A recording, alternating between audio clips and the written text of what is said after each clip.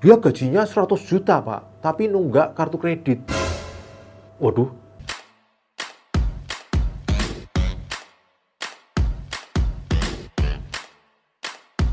Halo teman-teman, kita ketemu lagi di channel Pipo. Hari ini kita ngobrolin tentang gaji, uang ya. Pertanyaan yang sering disampaikan banyak orang, kenapa naik gaji tapi kok nggak kaya-kaya ya teman-teman? Pak, saya tuh naik gaji tapi kok nggak kaya-kaya ya? Masalahnya di mana ya? Saya pikir-pikir, mungkin banyak juga yang ngalamin seperti ini ya. Teman-teman ngalamin nggak? Harusnya logika kita kan, kalau orang naik gaji, mestinya kesejahteraan meningkat, mestinya tambah kaya. Tapi ternyata belum tentu. Banyak orang naik gaji, kesejahteraannya tidak meningkat. Bahkan tahun 2005, 2004 gitu ya, saya pernah ngobrol-ngobrol dengan debt collector gitu ya. Debt collector mukanya serem gitu. Giginya ada ompong-ompong sedikit gitu, tapi serem mukanya.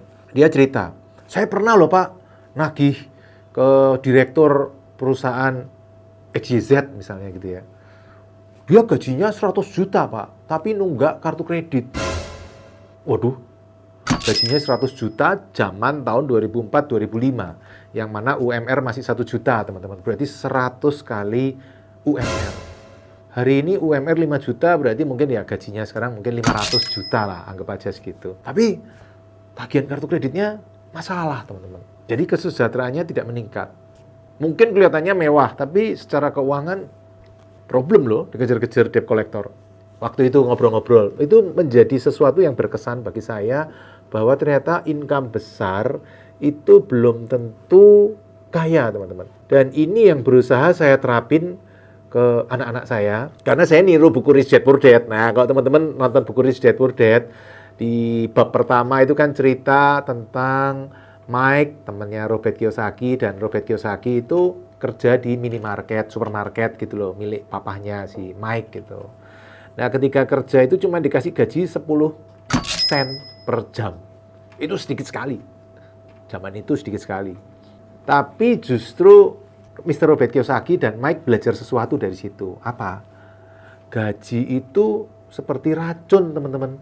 Tambah lama, tambah banyak, tapi di lain pihak habis terus. Kalau nggak beli keperluan ini, keperluan itu, pernak-pernik ini, pernak-pernik itu, hal-hal nggak penting ini, hal-hal nggak penting itu, terus pokoknya habis terus. Jadi Mr. Robert Kiyosaki waktu itu Rich Dad Poor Dad-nya bilang, kamu jangan kerja untuk uang loh. Kalau kamu kerja untuk uang, seumur hidup kamu akan terjebak, diperbudak oleh uang. Kamu harus, terus kalau nggak kerja untuk uang, harus gimana? Membuat uang bekerja untuk kita. Ngomongnya kok malah nggak karu-karuan ya. Kita kan ngomong tadi, kenapa naik gaji kok nggak kaya-kaya. Nah, banyak orang yang ketika income-nya kecil, itu habis untuk pengeluaran-pengeluaran. Habis. Jadi kalau di laporan keuangan gitu, profit loss, income masuk, keluar di expense. 0, di bawahnya 0.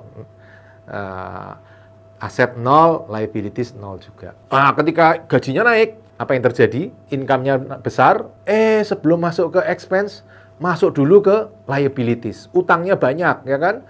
Ada utang mobil, utang cicilan handphone, cicilan pinjol, cicilan macam-macam, cicilan-cicilan ada di situ. Sehingga habis di cicilan-cicilan, terus keluar expense, tetap 0, tidak ada alokasi ke aset. Bahkan saya ya sering mengamati ada fenomena namanya fenomena ijon. Nah, teman-teman, ijon itu apa? Ijon adalah ketika petani belum panen, dia menjual hasil panennya. Sehingga hasilnya rendah sekali, harganya rendah sekali, murah sekali. Dibeli oleh para tengkulak gitu ya, dikasih duit dulu, diijon. Ketika panen, dia sudah nggak punya uang apa-apa atau cuma punya sedikit hasilnya. Nah, saya lihat gaji juga seperti itu loh teman-teman. Teman-teman karyawan banyak yang gajinya seperti itu, ijon. Termasuk pengusaha juga ijon teman-teman. Kalau di karyawan ijonnya adalah, gaji ijon adalah gaji belum diterima sudah habis. Belum diterima sudah dialokasikan buat cicilan mobil, cicilan motor, cicilan elektronik, bla bla bla, habis. Belum terima duitnya sudah habis, itu ijon. Bahkan ketika naik gaji pun ijon juga teman-teman. Begitu naik gaji langsung dialokasikan. Saya naik gaji 5 juta Pak. Berarti nanti yang 3 juta untuk cicilan mobil baru, 1 juta untuk cicilan handphone baru, 1 juta lagi untuk cicilan jalan-jalan ke luar negeri. Duit belum diterima, gaji belum naik, tapi sudah habis dialokasikan. Nah itu kan sama seperti ijon, teman-teman. Bahaya loh. Di petani ini adalah salah satu penyebab petani nggak bisa kaya-kaya karena sistem ijon seperti ini. Ternyata karyawan profesional juga ijon. Bahkan pengusaha juga ijon, teman-teman. Maksudnya apa? Pengusaha dapat project, uangnya belum cair dari pemberi pekerjaan, belum cair dari customer, belum cair dari klien, sudah dialokasikan habis.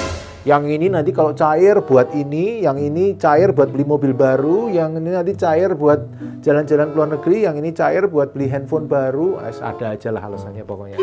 Pokoknya ijon habis. Nah sistem ijon ini yang menurut saya salah satu penyebab kenapa gaji, income naik, tapi nggak bisa kaya-kaya. Padahal teman-teman, kunci kaya adalah kemampuan menunda menikmati hasil, teman-teman ya. Ya, susah-susah dulu, kumpulin uangnya, nanti menjadi luar biasa.